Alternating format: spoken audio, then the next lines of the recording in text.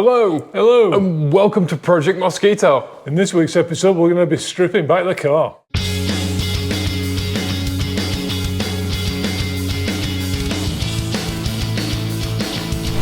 It looks like a car and it feels car-shaped.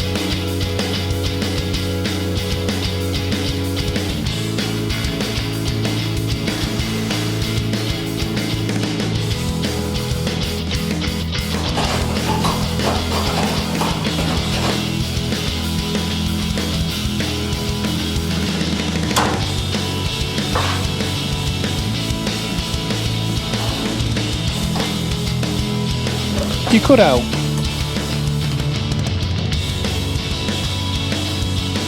I'm not sure it's going to work. I am. Have faith, Father.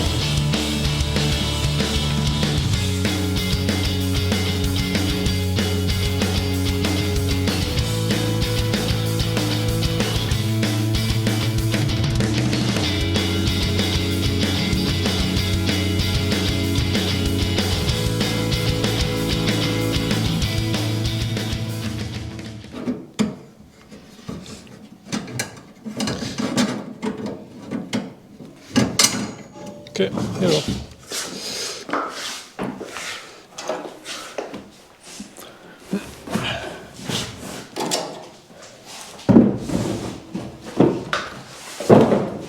What we need to do today basically is take everything off the front of the car and finish up the bits of welding we need to do, like we need to weld in the bungs that hold these on.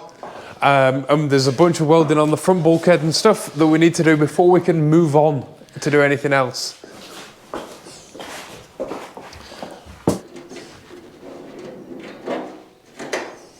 There's a bunch of little finishing off jobs. Things like we want to put some little folds on the mouth of our radiator duct. We want to round off these corners here and these little retention pieces here. Things like that, and we're going to do those in this episode as well. So basically we're going to devote an entire episode just to getting buttoned up. We can take all this off, but keep this on. Yeah. And then we can weld it. It's a lot easier to weld it. Because what we need to do, we can't actually weld with any aluminium or coil overs, because the spatter off the MIG weld would literally ruin a coil over. If a little bit of spatter off the weld sticks to the piston on the coilover, it will literally ruin it. Yep. So we need to remove anything that can get damaged.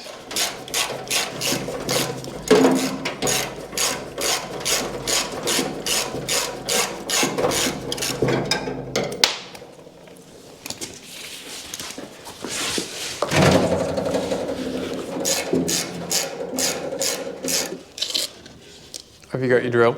Yeah. Thanks.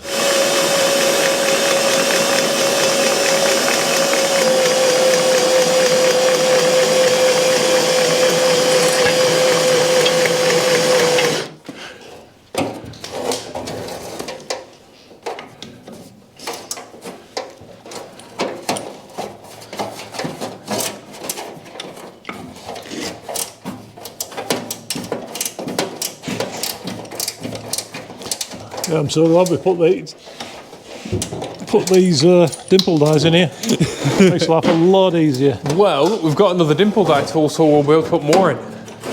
Boy, you made a small one. Yeah.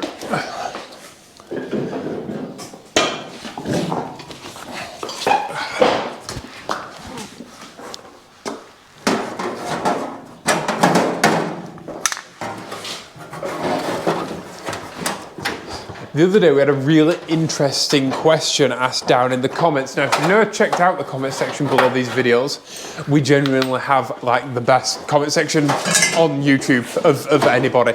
It's absolutely superb. But we were asked why we choose to make some things out of aluminium and other things out of steel, and what that decision-making process looks like. And I know a lot of you like when we discuss our decision-making processes on videos, so I thought I'd walk you through it, right? Now, the obvious answer is aluminium has certain properties, steel has certain other properties, and you use the stuff that suits the properties of steel, such as being high tensile, for those things, for, you know, and use the things that aluminium's good at for aluminium things, right?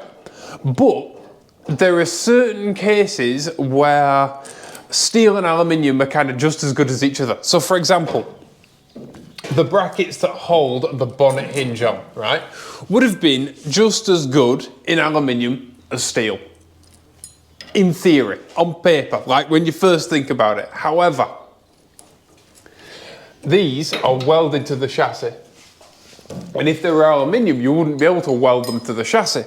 You'd have to bolt them to the chassis. And so you'd need to make a weld-on bracket to attach to the chassis. And then you'd have to make your aluminium bracket, and then obviously your aluminium bracket would then bolt to this hinge. So you fundamentally got a bracket to a bracket to a bracket, because this hinge is a bracket. And the weight of the thing that would be welded to the chassis plus the nuts and bolts would make your aluminium bracket heavier than this steel one. And so it's kind of counterproductive. The weight you've saved by using aluminium to make the bracket, you then lose in the hardware. By having to put in nuts and bolts. And this is a huge thing for if you're considering building your own car, or if you're considering even modifying your car. A lot of things that are bought, and it's funny because a lot of people say, "Oh, built versus bought," don't they? Yeah. Right. But if you're buying parts from a company and you're using adapters for stuff and stuff like that, that's very different than fabricating things from scratch. And quite often, we fabricated the chassis and we were fabricating the hinge. So if we needed an adapter, we've done our job wrong, because that adapter is just weight, right?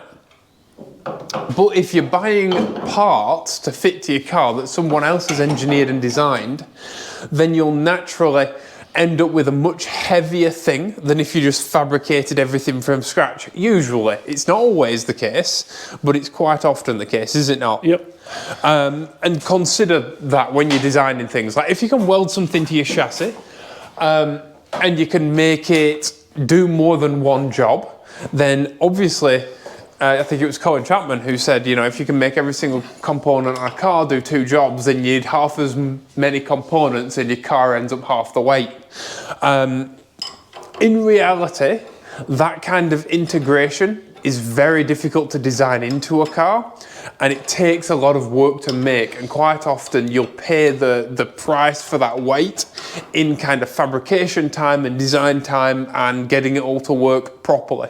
The easy way to do it is to weld a bracket on and then make an aluminium bracket and bolt it through. Yeah. But like anything, there's a downside in that, and that downside is usually weight.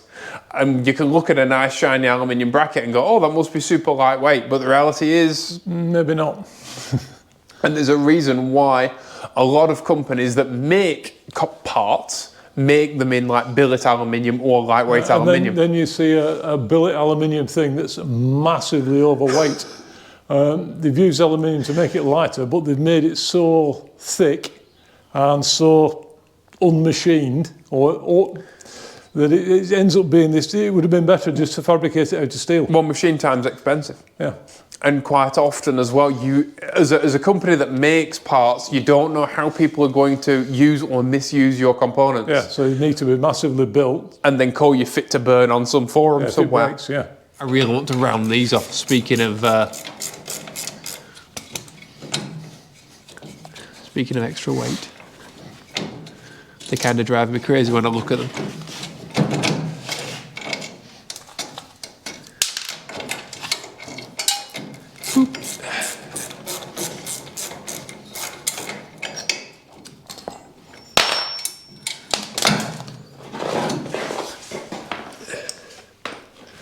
We're going to bolt it all back together, yeah? Yeah. There's a heck of a lot of hidden weight in brackets and hardware and bolts and stuff, adapters and in there. Yeah. And it's one of the big differences between a racing car and like a modified car, like a tuning car. Apart from style, it's one of those things that drives you crazy, because there's a lot of modified cars on YouTube that call themselves racing cars. Yeah. But they are a street style car, and they aren't designed in the same way or fabricated that you would design or fabricate an actual racing car. There are fundamental differences, aren't there? Yeah. There you go. That integration is one of the really big differences between a modified car or a tuner car and an actual racing car. And putting racing car parts on a modified car or a tuner car doesn't make it a racing car. It's that integration, isn't it? Yeah. In fact, quite often, and it's one of the, if you want to see another YouTube channel that does it really well, Papadakis Racing. Yeah. He uses a lot of, if you don't know, he was, I think, the first person to do a 9-second quarter mile in a front wheel drive car, and now he runs the most successful drift team on the planet. And there's a reason for that. There's a mentality behind that. And they use a lot of OEM, or they used to use a lot of OEM stuff. I think now they've managed to fabricate a lot of stuff in-house. But they use a lot of OEM components and always have. And the reason is they're flipping good quality. But they integrate those OEM components into the cars really well. There we go. It's like on this car, we've used a lot of OEM stuff. We've used a lot of OEM MX-5 stuff. We've used a lot of OEM Honda stuff, but it's how we've integrated those parts. Factory mini steering rack. Well, it's a racing mini steering rack, isn't it? But we've integrated those parts into the car in a very custom and lightweight manner. And one of the big problems with using a lot of brackets and stuff is there's a lot of things to fail. And obviously, yeah, the more adapters and the more brackets and the more things aren't actually integrated in the car. So if you're trying to mount a turbo to an engine and you're using an adapter instead of a proper fabricated, proper made part, proper solid machine part, proper engineered part, or proper engineered part, where it can cope with expansion and contraction, then you're going to run into problems. And the last thing you want to do is get to your track day and spend most of your time in the pits trying to fix what you should have done in the garage. Well, that's it. I've said this. Whoops. I've said this before in videos. Any idiot can build a racing car, but it takes a really clever person to build a winning car. But before you win anything, you've got to finish. Yeah, so really it goes beyond just aluminium and what to use aluminium for and what to use steel for. There's an entire mentality behind it that really is seated in reliability and simplicity and lightweight, and it's the entire concept behind building a car like this. It's a fundamental building block of where you start from mentally when you're designing your car, and less a question that you just ask when you arrive to it, isn't it? Yeah, because we built competition cars before, right? So building a road car. You've built loads of competition cars. I've never built one. Very similar to, we're building a road car, very similar to the way you build a competition car, where you can basically access everything. Like you were saying, there's just 4 bolts to take the front radiator shell off. Yeah. We've drilled and dimpled out the bottom, so we've got easy access to get in there. There's no special tools required. There's 3 bolts holding the engine in. Yeah. Like the entire engine is held in the car by 3 bolts. You remove those 3 bolts and the engine drops out of the bottom of the car, and you can basically lift the car quite easily off the engine. Same with the suspension. It makes a car that's... Yeah, you can literally wheel it like a wheelbarrow. The front wheels stay on, the back wheels come off completely, and you can literally move the whole thing out.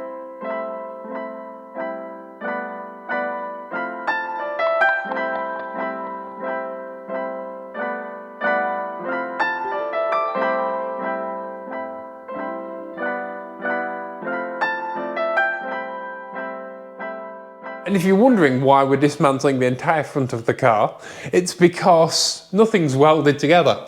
So these bungs that hold the front crash structure aren't welded in yet. The mounts for the bonnet hinges aren't welded in. The front bulkhead isn't welded on yet properly. And so, yeah, we're gonna have to dismantle everything, remove everything that we don't want damaged through welding spatter, and then Dad can get welding. Speaking of components you can buy, I really love these Torx Master cylinders.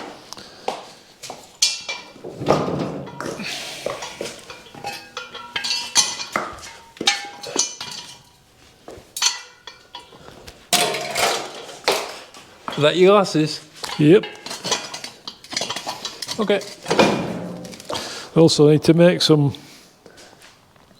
roll cage shoe parts that fit on here, that hang down, 2 of them.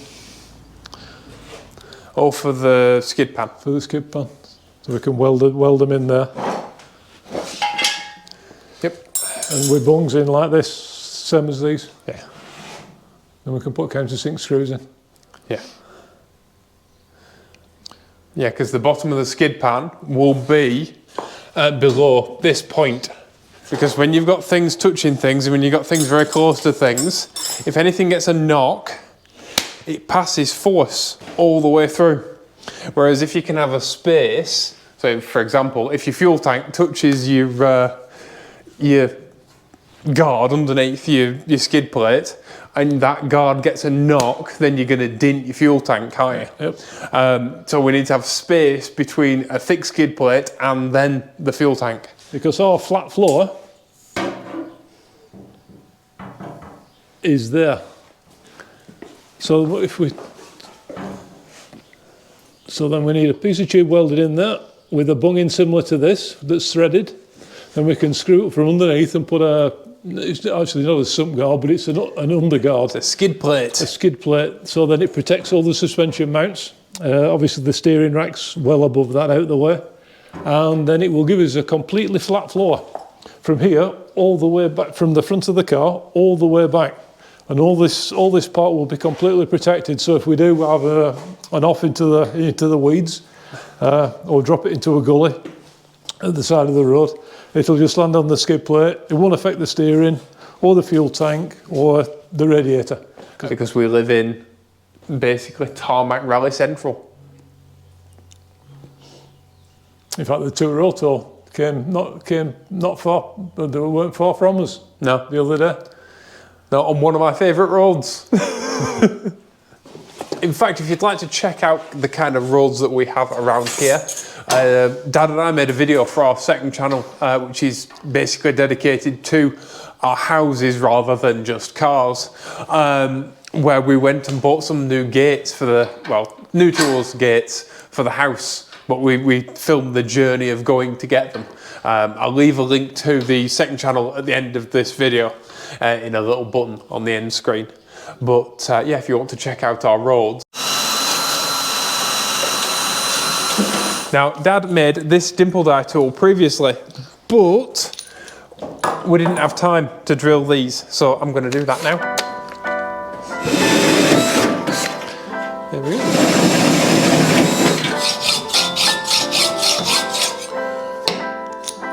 If you're wondering why this size of dimple die for here, it's as big as I can get in with my hand.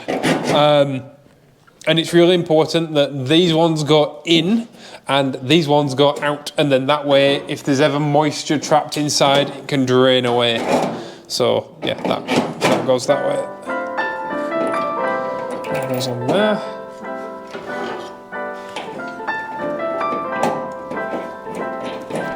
That goes on there, and now I need a spanner.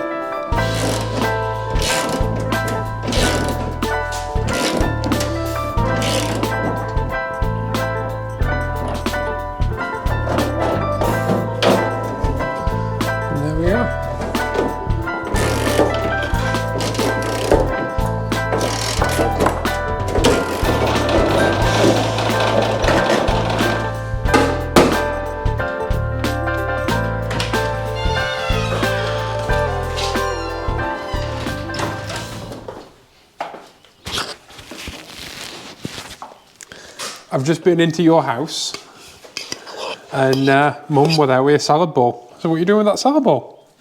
And she said, oh, it's full of old pasta. I'm going to give it to chickens. So no, you're not.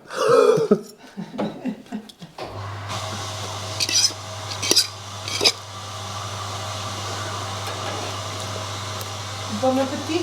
Thank you. Would you like some? Okay.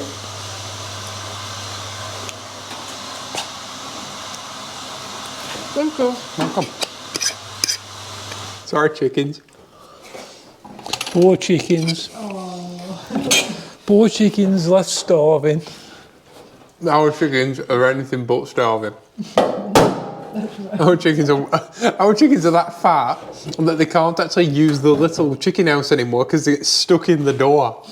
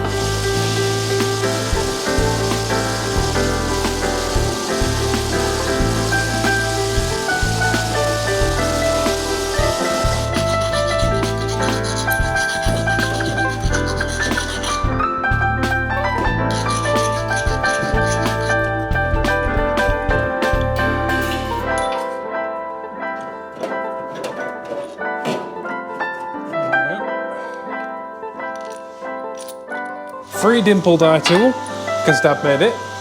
Free weight reduction, I made it out of scrap as well. And free weight reduction. Take that, carbon fibre.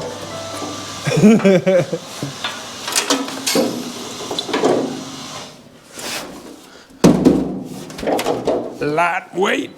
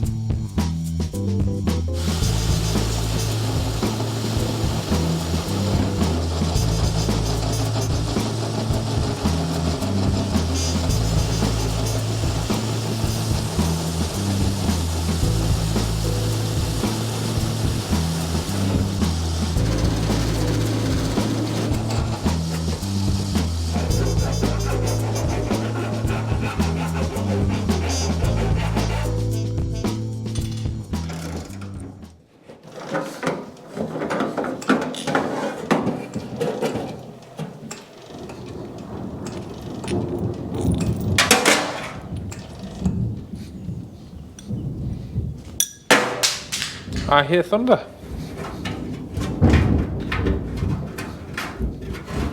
I hope the microphone can pick that up. Well, does that look better? I don't think it's much lighter. Yeah. I don't think it's much lighter, but does it look better?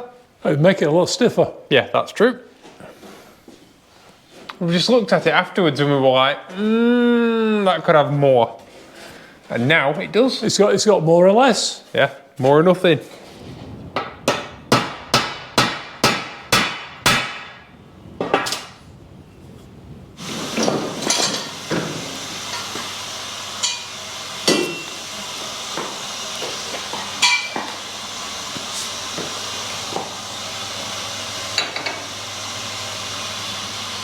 One on that side. And one on that side. We can weld those on now. Then we'll make an aluminium guard that protects all the suspension mounts here and here. And the back ones are lower, but they're still above the height of the floor. So we'll then run the bash guard from the front. There we'll put a curl on the front, run it back under there, and then that'll give us a completely flat floor from the front of the car all the way through to the back.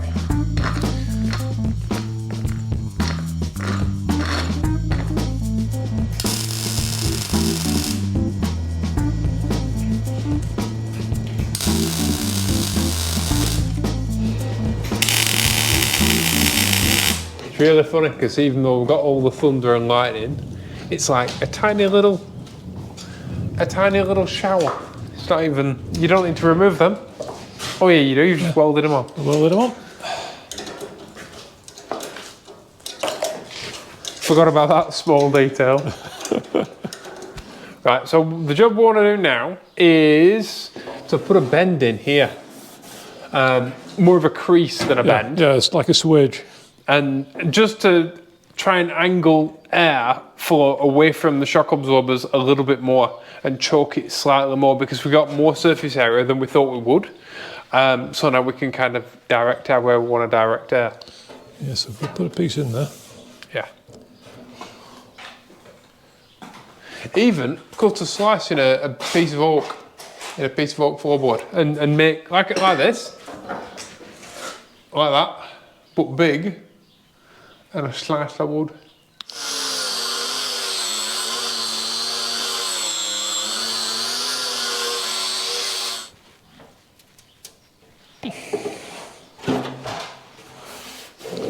That's worked out wonderful. Yeah.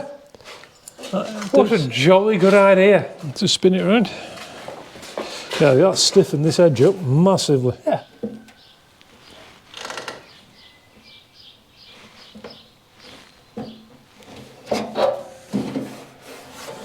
That's incredible, isn't it? You've put a tiny little crease in a flat piece of aluminium. Yeah. It makes it incredibly And it stiffens strong. it right up. Yeah, it's incredibly stiff. That's what all this was about, really, just stiffening it up. The reason why we didn't bead roll this when we made it is because when you bead roll panels, the only way we can do it with our bead roller, which is not a very good bead roller, in fact, it's pretty much the bare minimum, isn't it? Yeah, but it does do a good job. Yeah, but you've got to have really big panels, and then you've got to bead roll them, and then you've got to like you've got to do them oversized and then cut them to shape and size, so because it warps the heck out of them. And we didn't want that with this because it has to mate up flush to the radiator all the way around. And the radiator obviously is not twisted, it's this nicely made, manufactured, engineered thing. And so this front edge had to be bob on, and our mounting points on our chassis had to be bob on. And so we didn't want the whole thing twisted. Good morning, everybody. I've been thinking about this thing and the fact that it's going to be exposed to the elements. Obviously, it's on the front of the car when you're driving along in the rain and stuff. Like stuff gets kicked up, water gets kicked up, and so it will need protected. But it's all shiny and pretty, and I like shiny and pretty things to be shiny and pretty. And I'm not a big fan of paint, as you all know. So what I'm thinking is to paint the stuff that you won't see. So, for example, with the wheels, painted the back black so that obviously brake dust and stuff's horrible, and so the back being painted black allows brake dust and stuff not to ruin all the shiny polishedness, and to make this shiny and polished would be a bit stupid, right? But yeah, the front is all nice and what you can see is all nice and lovely. And I'm thinking, I'm still not sold on the gold, by the way. I go backwards and forwards on there, on the gold. Right, so, but you know, it's all going to paint at the end of the day. Right, so what I'm thinking is, and I'm not going to paint it now in this episode because that'll be a whole thing. I want to seam seal it all first and then paint it. But what I'm thinking is the inside, behind the radiator where nobody's ever going to see it, that can all be painted. and kind of in here that can all be painted, and maybe even the bottom of this can be painted, because let's face it, it's going to be under a skid pan and you're never going to see it. But the outside, so this, and maybe this, because you might be able to see a little soupçon of it through the, like, obviously there's going to be a fuel tank in the front of the car, but when you open the bonnet, it's there and you can see it. So I'm thinking, like, this is all pretty. See, there was method behind my madness of the extra dimpled eyes, but this is all pretty and visible.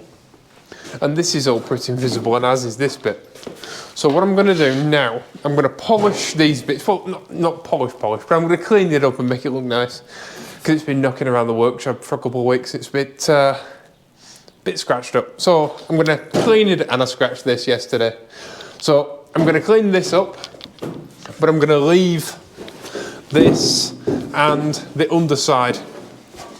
And then I'm thinking, and I might change my mind later on, but I'm thinking in the future to paint that with wheel paint, and then that way salt, corrosion and stuff like that's not going to bother it. But yeah, anything that gets exposed to weather then can be painted black, but these shiny bits that you can keep on top of and look after, we'll keep on top of and look after, I'm thinking. And then that way it's not too ridiculous. Because let's face it, it could all be polished, but you're never going to see this anyway when it's going down the road.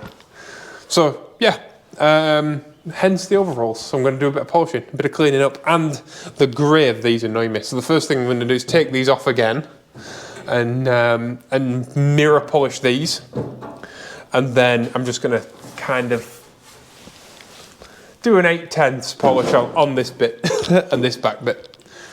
It's a difficult balance. I mean, you'll see when I do the house next door that I really like kind of naked finishes. I like to leave stuff what it is. I don't like covering it up, and I don't like stuff like raw finishes is perhaps the better term. And I don't like, I'm not a big fan of painting stuff black. So it's the reason why we did the chassis in grey, even though that paint is available in black, is because there's nothing upsets me more than when someone makes like a racing car and they paint the inside of the interior black or the inside of the engine bay black, because you can't see an oil leak, you can't see a problem. It makes it hard to inspect and diagnose issues, and even just being in there, like doing wiring and stuff like that. I've been in that many boat engine bays that were painted black, and you can't see your hand in front of your face. It's like being in a Hollister. So yeah, not doing that. So before I start polishing and Dad comes in here and starts welding, I want to say a huge thank you to our Patreon supporters, because we'd struggle to do any of this without you. Andy Wood, Alex Bottomley, Doug Schott and Steve Schriefer. If you're interested in our Patreon, you can unlock an extra little video each week.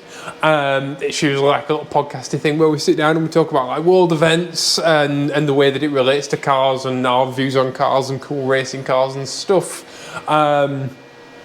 And also like little in-between areas, little in-betweeny videos as well, photos and stuff as well of what's going on and what's coming up in future videos. So if you want to check that out, there's a link in the description. And we now have coffee, or buy me a coffee, or whatever it's called. Some people reached out to me and said that they don't want to do Patreon, but they do that instead. So that's down in the description as well. So thank you everybody for your support. It's huge, especially like with everything going on in the world and all that. It's amazing to know that you're all behind us. So thank you. That's it.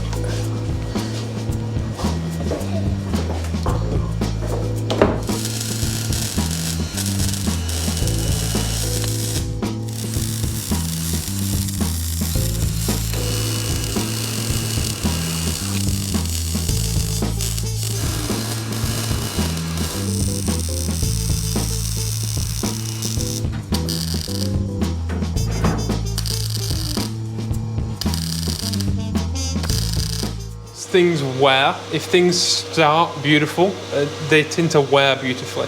Whereas if you've got something that looks a bit chucked together to begin with, or not quite as nice as it could be, then it doesn't tend to patina nicely because it didn't look nice to begin with. Beautiful things age beautifully. much like myself.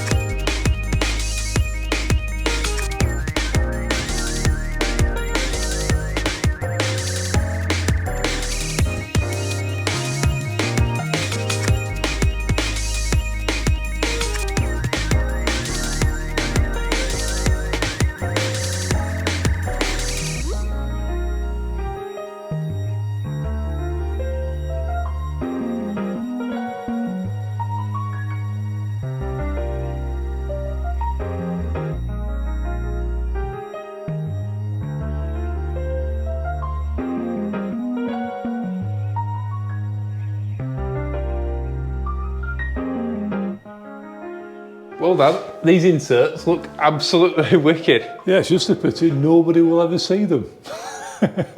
No, but well, nobody will see most of it, to be honest with you. We know that. It'll be buried behind the fuel, buried behind the fuel tank, buried behind the radiator shroud and all that, but it's right, and that's what's important. Yeah, that's what's matters. Well, what matters. That's it. It's been a massive job. I bet you're absolutely hanging. Yeah, but we're getting there. I've still a little bit more to do in the morning. I'll nip in, I'll come in super early. Yeah. And just do a couple of hours before we start again. But yeah, it's worked out really well. It's looking nice now. Yeah. Very well proud of that. Yeah, the brackets are they're super strong now. Now they've been welded in properly. You know, the inserts are done. The legs are done for for the sump guard. Well, it's not a sump guard, it's the bash guard. Fuel tank sump. Fuel tank has a sump. Yeah. So it kind of is, yeah. Front skid plate, yeah. And this thing, I don't know. I don't know whether it looks any different, if I'm honest with you. No, it looks shiny. It's all been deburred now. Yeah, it's all been deburred. It's all been like cleaned up a bit. And again, it's yet another thing that you'll never see again, probably. Yeah. But once again, it's got, if we were doing it, let's do it properly. You might get a hint of it when the fuel tank's in. You might get a hint of it down the side of the fuel tank, and that'll be enough just to make me happy. And yeah, look, that'll look all right on the front there. This looks a bit sorry now because this has been cleaned up, but yeah, I'm happy with it. Yeah, but putting all these dimple dies in has really stiffened everything up. Yeah. And obviously, it's lost some weight. A few holes. It's negligible what it's lost, but what it's lost in weight, it's gained in massive amount in rigidity. And it looks well just for radiusing off all the edges. Yeah, everything's all been smoothed off, which is super important when you're building your car. There's nothing worse than getting blood on your sandwiches. You go to you go to a track day and you dive in your bonnet to do something. I slipped when I was dimple dyeing and bash my knuckles. Yeah, and even these little bends we put on these edges, the edges now are super stiff. So yeah. Yeah, really, I'm really happy with it. And I can't think what I want to say then. What's this weigh? I'm tired. Not a lot. Not a lot. You know, about same as cat. 4 or 5 pounds. About the same as a small ginger cat. Yeah, about 2.5 kilos maybe. Which is a lot because there's a lot of it. There's a lot of it. It does a really important job, and it has to hold 13 kilos of water in a radiator. Yeah. At whatever that is, a metre length nearly. And so yeah. It's 46 centimetres, isn't it, from that tube? Yeah. So yeah, I'm really happy with that. Like I say, it's one of them things that like you think, oh, just rounding edges off, it won't take long. Yeah. And it ends up taking quite a considerable amount of time. And I'm really happy that we've got a lot of buttoning up done. Yeah, because it allows us then to move on freely without having to think, oh, well, we've still got to go back and do this. Yeah. And it's easy, these little tiny jobs, you think, oh, I'll just do that later, but it can easily run away with you. Yeah, and then you end up doing a full strip down just for maybe 2 or 3 hours work that you should have done at the time. So tell us down in the comments, what job do you need to do that you've been putting off because you don't want to do it? Yeah, because you've got to like pull 16 things off your car to We've all got those jobs, haven't we? It's a tiny little thing that you should have done at the time. Yes. Please tell us down in the comments. That should be a fun read. And thank you for coming and hanging out with us. It's been a bit of a different video this week. We've had weird weather, we've had weird all sorts, but we've got a lot done and I'm really happy with it. I'd like to say a huge thank you to all of our Patreon supporters, without whom this would be a lot more difficult. These videos aren't easy to make and they make it just that little bit easier. So thank you to all of everyone who clicks like, shares these videos and supports us on Patreon. Don't forget a comment please, and a thumbs up would be really nice. Yeah, give us a like. Oh, please be awesome to each other, and we'll be seeing and we'll see you all in the next one. Bye.